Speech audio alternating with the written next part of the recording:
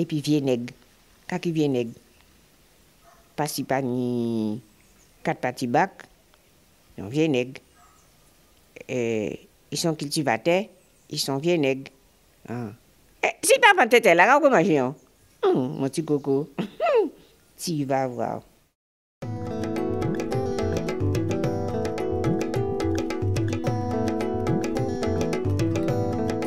Donc cette zone de Jarry est née du développement de Pointe-à-Pitre dans la mesure où un des choix incontournables était qu'on ne pouvait plus accueillir sur le port de Pointe-à-Pitre les gros bateaux tels qu'ils allaient arriver. On ne pouvait plus débarquer de conteneurs. La darse, petit bassin en forme de fer à cheval, est depuis le XVIIIe siècle le cœur maritime de la cité.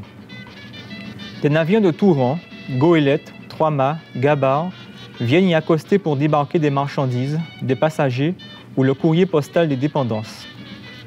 Le trafic est dense et coloré, et tout est entreposé en vrac. D'autres navires sont attendus avec plus d'impatience. La goélette amenant le courrier ou le paquebot de la Compagnie Générale Transatlantique. Au-delà du gigantisme du navire, les badauds viennent découvrir les nouveaux arrivants. Et donc le choix s'est à peine posé. On pouvait garder du petit portuaire, j'allais dire, sur Pointe-à-Pitre, mais tout ce qui était le gros trafic était obligatoirement dévié à un endroit où on pouvait en avoir des espaces de stockage, de transformation, etc. Et la zone de Jarry, j'allais dire peut-être chance divine, entre guillemets, qui était juste mitoyenne de Pointe-à-Pitre, qui était sous le vent de Pointe-à-Pitre, c'est-à-dire que toutes les pollutions industrielles et même sonores, etc., que la zone industrielle a dégagées, ne retournaient pas vers Pointe-à-Pitre.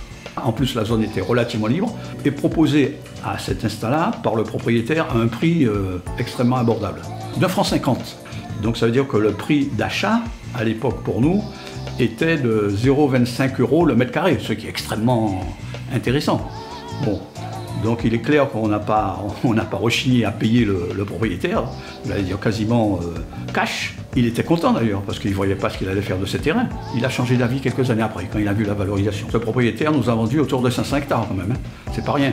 Et je disais qu'après, quand nous avons commencé à produire, malgré des prix très bas, qui étaient de l'ordre de mémoire l'équivalent de 18 € à peu près, on ne trouvait pas d'acheteurs, on avait du mal à vendre. Ce qui fait qu'on a accepté de vendre quasiment au prix de revient à beaucoup de gens qui avaient de l'argent. Après, ce sont les spéculateurs fonciers qui sont arrivés et qui ont vu aussi qu'un terrain qui commence à être attractif, ça allait se revendre d'ici quelques années à un prix complètement dingue.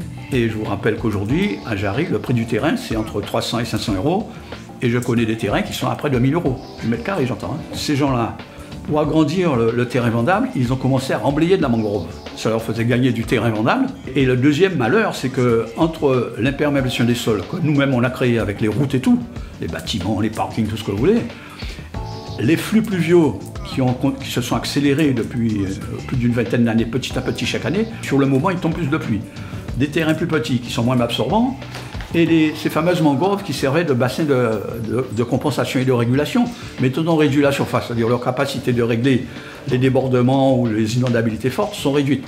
Que cette zone est très menacée à terme, j'espère me tromper, mais qu'il y a déjà des gens qui sont menacés par ce problème. Non, l'explosion de Jarry, c'est vrai qu'elle est trayée à 76. Un afflux extraordinaire de gens, mais souvent de gens détenteurs de petits commerces. Ils n'étaient pas là pour installer une usine de menuiserie aluminium ou que sais-je, non, petit commerce. Et donc c'est là que ça a commencé à lâcher. Et aujourd'hui on voit bien que Jarry, c'est une majorité de ça. C'est du commerce de proximité, des petits services, des activités tertiaires, etc., pour lesquelles c'était attractif.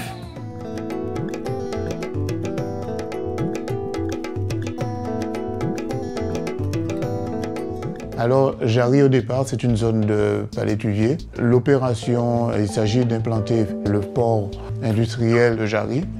Et donc, à la pointe de Jarry, ce port va s'implanter. L'opération s'étend sur 200 hectares à peu près et permettra progressivement l'installation d'un terminal pétrolier, cimentier, céréalier. Dans les années 70-80, c'est la réalisation de la partie Wellbourg.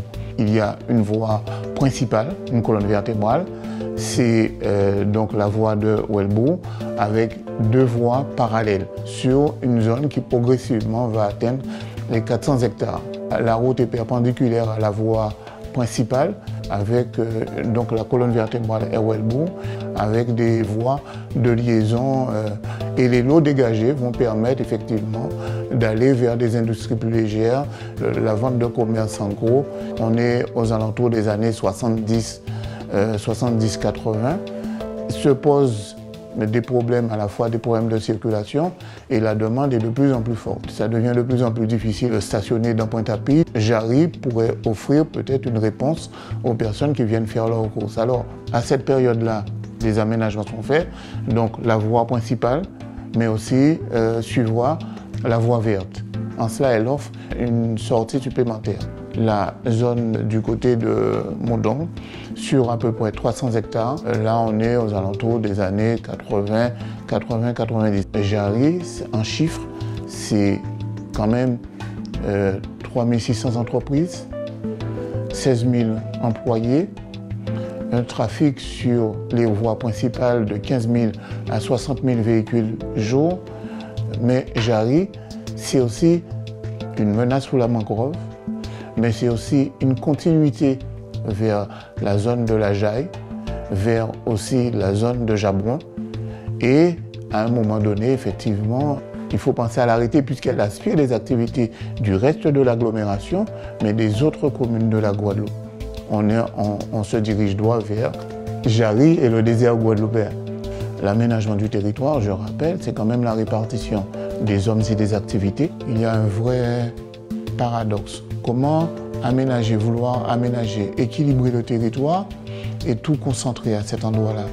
Comment vouloir, à un moment donné, redynamiser les centres-villes et les vider de leur activité?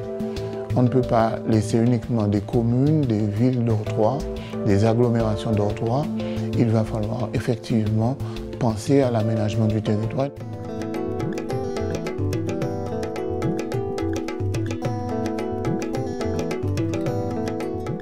Il faut bien se rappeler, parce que finalement, que Jarry a été créé, l'idée, il fallait sortir du carcan point 3 et essayer d'avoir une zone où se développer.